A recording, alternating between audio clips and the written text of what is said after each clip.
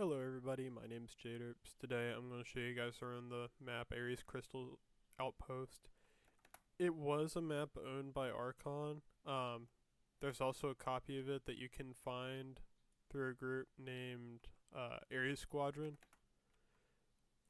So, first things first, where you're going to send most of your team off spawn is a place called Skywalk. It is this long corridor right here with very minimal cover, and the layout changes based off of like the version of the map and stuff.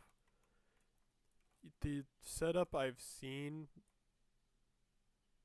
put into play so far, just based off of my experience, is you have like two shooters on these crates, like cross-firing the enemy Balk team, fighting down hallway. Then you send the rest of your team, the rest of your Skywalk team in here, and then you just peek out whenever the enemy team makes their push. Across the way, that is top snow right there.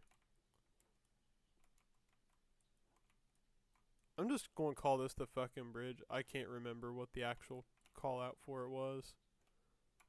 But this is Balk. You'll send 2 players here, sometimes 3. A strat that you can pull off is you drop down here with your Balk team, cross under here, follow this pathing, and then you can get on the enemy team's Balk. For the most part, pushing for term on the map, you just don't want to push term unless you've won your fight up here on Skywalk, because then you're just going to get beamed from, Skywalk and Balk.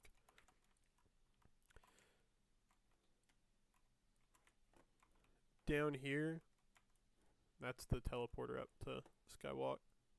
I'm just going to call this F1. It makes a horseshoe around the bottom part of the map. It's pretty much the same on both sides. Something important to note, this lava right here, it can rise once the raid's beneficial. So, I believe you can still teleport down while the lava's risen. I've done it before.